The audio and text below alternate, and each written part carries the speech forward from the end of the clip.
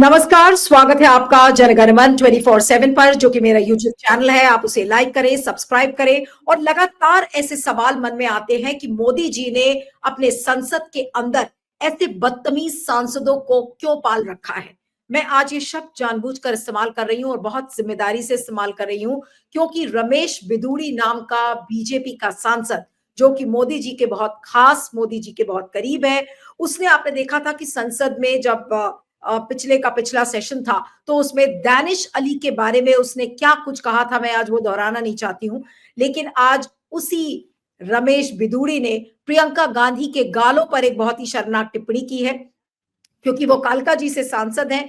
कालका जी इलाका उनके कंस्टिट्यूएंसी का हिस्सा है। तो उन्होंने कहा कि जिस तरीके से लालू यादव ने एक जमाने में कहा था कि वो पटना की सड़कों को हेमा मालिनी के गालों जैसा करेंगे, वो तो उन्होंने किया नहीं। लेकिन उस समय कांग्रेस ने कोई ऑब्जेक्ट नहीं किया था। और उसके बाद फिर रमेश बिधूड़ी ये कहते हैं कि मैं साकेत सॉरी कालका जी की सड़कें प्रियंका गांधी के गालों जैसी जरूर करवा दूंगा। इस शर्मनाक बयान को देने के बाद जिस तरीके से शाम होते होते उन्होंने एक एएनआई को अपना इंटरव्यू दिया और उसमें कहा कि देखिए, लालू जी ने जब ऐसा कहा था तो तब कांग्रेस ने इतना ऑब्जेक्ट नहीं किया, तो मैंने क्या गलत कहा। और फिर उसके बाद ये पूरी भूमिका बनाने के बाद रमेश बिधूड़ी कहते हैं कि अगर किसी को कोई प्रॉब्लम है इस कमेंट से, तो मैं उस कमेंट को मैं वापस लेता हूं। यानी कि गाली भी बको और फिर कहो कि मैं गाली अपनी वापस लेता हूं। तो ऐसे सांसदों को मोदी जी ने क्यों पाल रखा है, या फिर उनको कोई जिम्मेदारी सौंपी है? जिम्मेदारी ये सौंपी है कि जाकर पूरे दिल्ली के चुनाव को भटकाओ, कांग्रेस को भटकाओ और सीधा प्रहार प्रियंका गांधी पर करो। क्योंकि अगर प्रियंका गांधी पर प्रहार होगा तो फिर, क्योंकि प्रियंका गांधी की क्षमता से न बीजेपी लड़ सकती है और न खुद प्रधानमंत्री नरेंद्र मोदी लड़ सकते हैं, तो सीधे अगर प्रियंका गांधी पर वार करेंगे रमेश बिधूड़ी जैसे लोग, तो फिर कांग्रेस को भटकाने का काम मोदी जी ने शुरू कर दिया है। क्या ये मोदी जी का महाषड्यंत्र है दिल्ली के चुनाव का, कि केवल और केवल प्रियंका गांधी के बारे में अपमानित कमेंट्स इस तरीके से उनके सांसद करें? वो खुद तो करेंगे नहीं, तो अपने सांसदों को वो चुनते हैं। और रमेश बिधूड़ी, वो तो चुनिंदा सांसद है, वो जाने जाते हैं गाली बकने के लिए, मवालियों की भाषा वो इस्तेमाल करते हैं, गुंड जो जो जिस तरीके से गुंडे पेश आते हैं उस तरीके की वो हरकतें हैं, उनके बात करने का जो टोन एंड टेनर है वो उसी तरीके से है। और ये सिर्फ मैं नहीं कह रही हूं, ये पूरे विश्व ने, पूरे देश ने उनको संसद में जिस तरह से वो बात करते हैं उनको देखा है। तो आज सवाल ये उठता है कि क्या रमेश बिधूड़ी पूरे दिल्ली चुनाव को डिरेल करेंगे केवल और केवल प्रियंका गांधी पर इस तरीके से वार करके? हमारे साथ इस समय वरिष्ठ पत्रकार, पॉलिटिकल कमेंटेटर अनिल सिन्हा जी जुड़ रहे हैं। अनिल जी, आपका बहुत बहुत स्वागत है। Thank you so much for joining. और रमेश बिधूड़ी का ये बयान कि प्रियंका गांधी की सड़कों जैसा, प्रियंका गांधी के गालों जैसा मैं कालका जी की सड़कें मैं कर दूंगा, ये कोई बहुत साधारण सा बयान नहीं है। और ये सिर्फ ये कहना कि एक महिला विरोधी बयान है, ये आरएसएस की सोच है, ये तो सभी को पता है कि हमेशा से आरएसएस और बीजेपी महिला विरोधी रही है। लेकिन इसके बियॉन्ड की जो पॉलिटिक्स है, उस बयान को आप उस परिप्रेक्ष्य में कैसे देखते हैं? देखिए, ये है ये पॉलिटिकली मोटिवेटेड ही है जो आरएसएस स्कूल जो कह रहा है। मतलब बीजेपी, ये कांग्रेस के लोग सही कह रहे हैं कि ये संघी मानसिकता का ही ये है, रिफ्लेक्शन है, इसमें कोई डाउट नहीं है। आइडियोलॉजिकल तो रूट उसका वही है, जिसमें कि औरतों के बारे में जो उनकी दृष्टि है वो ऐसी ही है। वो भले ही वो उसको नारी शक्ति बंधन वगैरह टाइप का करें और अपना उसको संस्कृत निष्ठ हिंदी से बोले, लेकिन उनका लिए है कि औरत का काम जो है असल में है औरत घर में रहना है, या जो उनका जो रोल है एज ए, मतलब जो उनको एक तरह से सेक्स ऑब्जेक्ट के रूप में वो उसको मानते हैं, तो वो जो है उसी का वो रिफ्लेक्शन है, इसमें कोई डाउट नहीं। लेकिन उन्होंने इस तरह का बयान क्यों दिया, ये इसका पॉलिटिक्स समझना चाहिए। यहाँ पर देखिए, वहां पर अल्टीमेटली वो जाएंगे, उसी पे एंटी मुस्लिम टिरेड करेंगे, एक कॉमनल नैरेटिव बनाएंगे।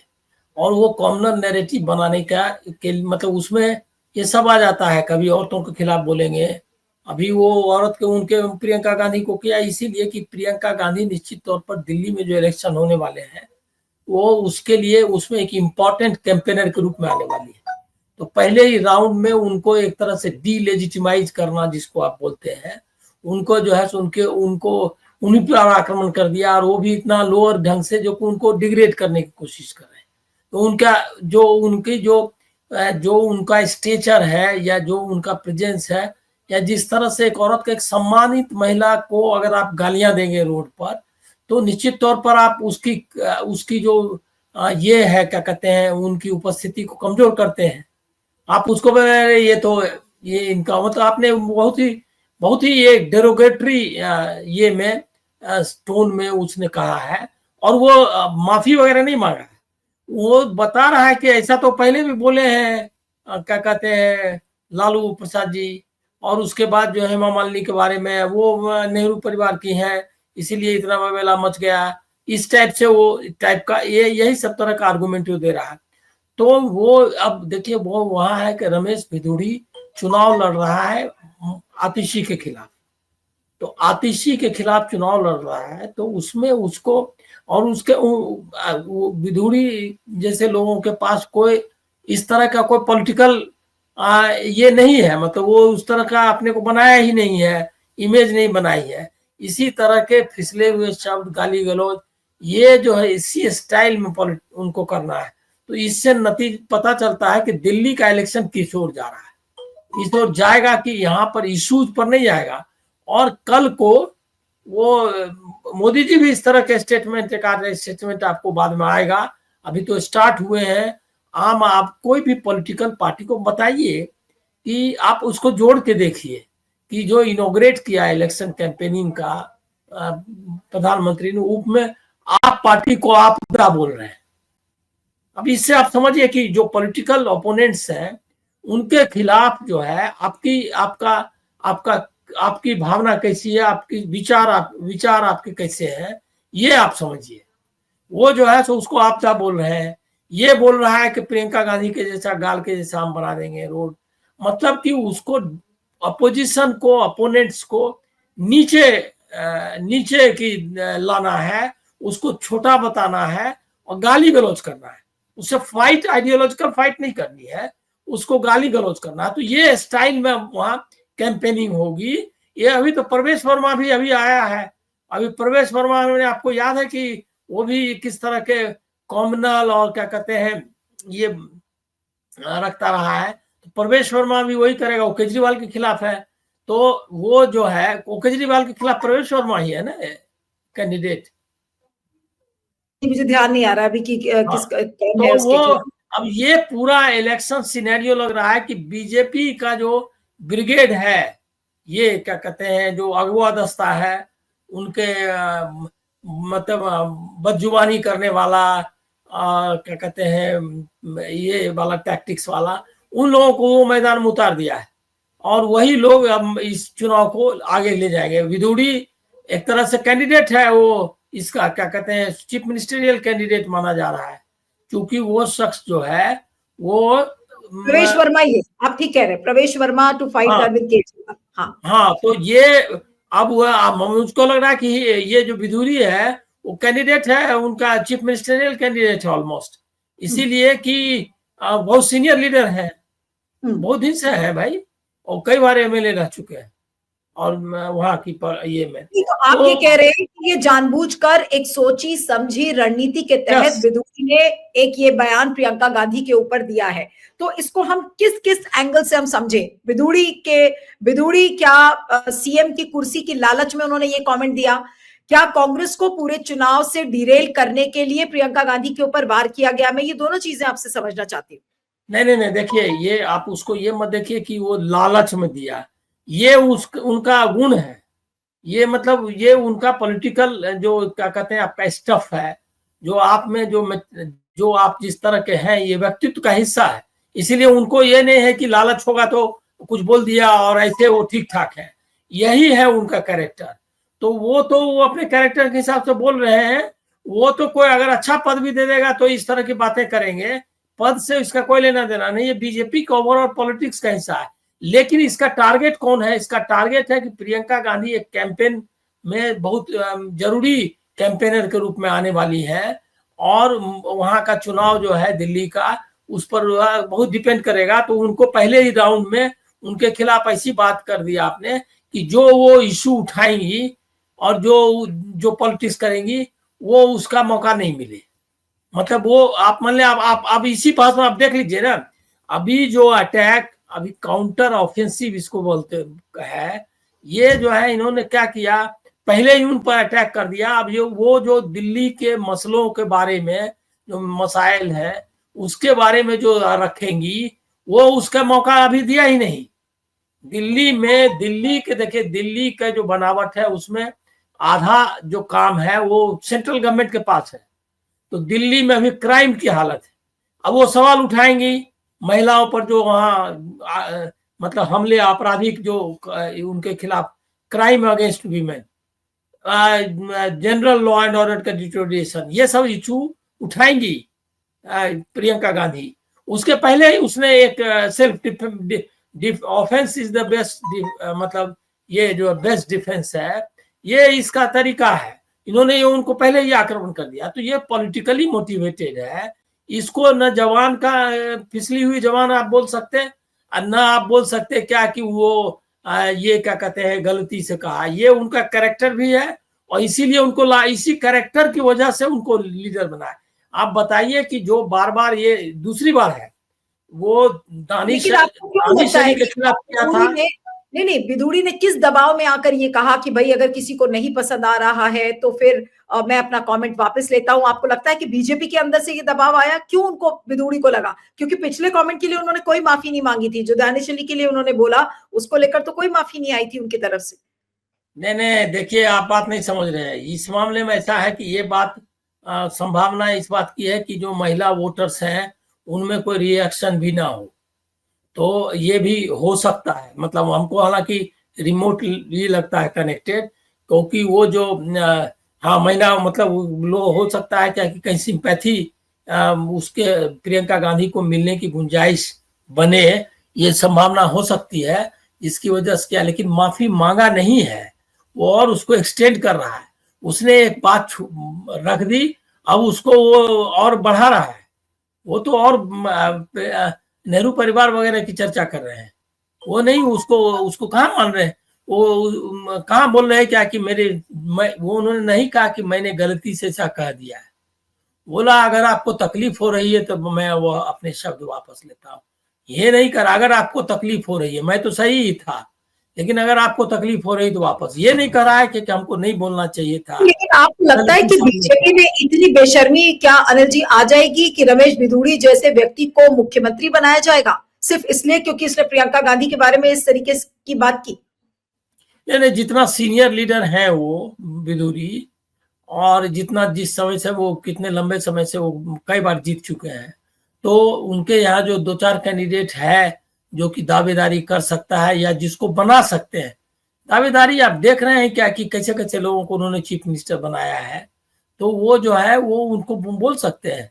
ये मतलब ये कोई उनका डिमेरिट नहीं है। आप और हम जो लगा रहे हैं ना कि उन्होंने महिलाओं के खिलाफ बयान दे दिया तो उससे उनका अंक घट गया, उनका कोई नंबर घट नहीं गया, उनका नंबर बढ़ गया।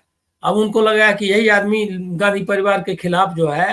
देखिए गांधी परिवार जो है, एक तो है कि नंबर 1 निशाने पे है मौजूदा बीजेपी के सामने, मतलब जो मोदी के ये में है, क्योंकि उनको मालूम है कि ये कांग्रेस का मतलब है कि कांग्रेस का नेतृत्व का मतलब है गांधी परिवार, और गांधी परिवार ही उनको चुनौती दे रहा है।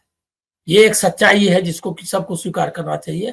और निश्चित तौर पर वो उसकी इम्पोर्टेंट लीडर भी है, गांधी परिवार से तो है ही, तो इस और फाइट है नेहरू से भी। तो ये आइडियोलॉजिकल बैटल है, और उसको ये इसी तरीके से बीजेपी लड़ती है। बीजेपी ये नहीं लड़ती है, देखते नहीं है वो संविधान बदलना है, इसका उनका लोग बोल रहा है, इसके लिए वो एक्सरसाइज भी कर रहे हैं, लगातार सब चीज बदल दिया, लेकिन वो मानने के लिए तैयार नहीं है कि हम बदल रहे हैं। बिना कहे हुए ये सब काम करना है। इसी तरह जैसे महिलाओं के खिलाफ विचार है, उसको अंदर में बंद रखना है। उनके श्रीराम सेने का आपको मालूम नहीं है कि किस तरह से वो जो है सो महिलाओं के खिलाफ वैलेंटाइन डे पर जाकर के उनको पिटाई करने वाला है। तो ये उनके आइडियोलॉजिकल ये में है, लेकिन इसको चूंकि अभी दुनिया इतनी आगे बढ़ चुकी है कि कुछ चीजें लोग स्वीकार कर चुके हैं, जैसे महिलाओं को गाली देना या उनको मतलब उनके खिलाफ हिंसा करना, ये वर्ल्ड ओवर अभी एक जो मॉडर्निटी में कई चीजें ह्यूमन चीजें लोग इवॉल्व, चीज और इसके भी है कारण इसको नहीं मानते हैं। अब राहुल गांधी से बड़ा थ्रेट बीजेपी के लिए प्रियंका गांधी हो गई है, क्योंकि अब देखिए राहुल गांधी को अटैक करना ठीक है, वो तो करते ही रहते हैं, कुछ ना कुछ उनके ऊपर केस होता है, लेकिन अब अचानक से दिल्ली चुनाव के पूरे प्रचार की शुरुआत इस तरीके से अगर हो रही है बीजेपी द्वारा, प्रियंका गांधी को टारगेट किया जा रहा है, तो क्या प्रियंका गांधी एक थ्रेट लग रही है यहाँ पर बीजेपी? नहीं देखिए, थ्रेट तो अभी जो यूपी ये दिल्ली का इलेक्शन है उसमें मेरा अंदाजा है कि ज्यादा काम उन्हीं के जिम्मे रहेगा, प्रियंका गांधी के, मतलब कैंपेनिंग में काफी रोल भूमिका अदा करेंगी, क्योंकि राहुल गांधी को और भी बहुत सारे फ्रंट पे काम करना है, तो इसीलिए मुझको लग रहा है क्या कि उनका वो बहुत रोल होने वाला है। ये उनको मालूम होगा बीजेपी को और विधुड़ी को, वो उन लोगों ने स्ट्रेटेजिकली किया है, ये कोई फिसली हुई बात नहीं है। अभी वो प्रियंका पर अटैक करेंगे, अभी दिल्ली के बारे में और भी अटैक होगा। अभी अब जैसे संदीप दीक्षित है कैंडिडेट बन गया है, तो शीला दीक्षित को अभी तक वो छोड़े हुए थे क्योंकि वो कोई थ्रेट नहीं मानी जा रही थी। अब शीला दीक्षित के बारे में इस तरह के बयान वगैरह कुछ उनके खिलाफ भी आएंगे, तो उनको भी लाया जाएगा, जैसे नेहरू को लाते थे ये लोग, उसी तरह शीला दीक्षित को लाएंगे। और कुछ जो करप्शन के जो ये हुए थे उसमें कुछ हुआ नहीं उनको, लेकिन अब वो सब मुद्दे उठाए जाएंगे। देखिए बीजेपी इसी तरह से चुनाव लड़ेगी, और उसके बाद ये चुनाव लड़ेगी, देखिए उसका कई फेसेस है। ये है उसका पब्लिक फेस, यही देख लीजिए पब्लिक फेस कैसा है, ये भी आप समझ लीजिए। दूसरा फेस है उसका मीडिया वाला, मीडिया चला रहा होगा इसको जम के, हमने देखा नहीं है। उसके बाद तीसरा है अभी चुनाव आयोग पूरी तरह से उनकी मदद कैसे करेगा कैंपेनिंग में। अभी बताइए कि ये जो बयान है इसके बाद चुनाव आयोग को सुओ मोटो नहीं लेना चाहिए? आपको ये जो बयान देने के बाद उसको नोटिस भेजना नहीं। अभी तो हालांकि इलेक्शन डिक्लेयर नहीं हुआ है एमसीसी, इसीलिए नहीं वो उसमें आएगा, लेकिन क्या ये बयान मतलब अगर ऐसा बयान चुनाव के बीच भी दे सकते हैं तो चुनाव आयोग कोई उन पर करने वाला है? ये एक पॉलिटिकल स्ट्रेटजी है, फाइट ऐसे ही होगी, और इस फाइट में किस तरह से चीजें बढ़ती है वो है।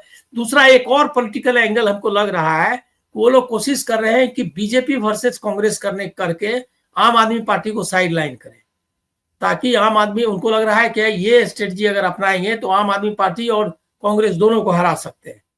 तो अभी वो जो है वो ये प्रियंका को ला करके सामने में उन्होंने एक तरह से जो कांग्रेस है कैंडिडेट है वो ट्रायंगुलर है वहां सारा दिल्ली में, और इनके क्षेत्र में भी अलका लांबा है कैंडिडेट, तो वो जो है ये भी एक स्ट्रेटजी है कि कांग्रेस को फोकस में रखेंगे। राहुल गांधी के खिलाफ भी अब किस तरह के बयान आएंगे, ये स्ट्रेटजी भी रहेगी कि कांग्रेस वर्सेस बीजेपी भी चलाए, ताकि वोट जो है आम आदमी पार्टी का कटे। और आम आदमी पार्टी के साथ मुश्किल ये है कि एंटी बीजेपी जो सेकुलर स्टैंड लेना चाहिए वो स्टैंड लेने में वो पिछड़ेगी, तो इसीलिए दिक्कत है काफी, क्योंकि उसको तब मुसलमानों का वोट मिलना मुश्किल होगा। तो ये सब है वहां का, ये पॉलिटिकली इसको देखना चाहिए, और इसको जो है कोई लेकिन ये हम साफ तो कह ही सकते हैं ना अनिल जी कि ये एक बड़ा षड्यंत्र है बीजेपी का। प्रियंका के गालों का जो कमेंट है ये बहुत ही सिंपल और साधारण कमेंट नहीं है जो रमेश बिधूड़ी ने किया है, बल्कि एक बीजेपी का एक बड़ा षड्यंत्र है।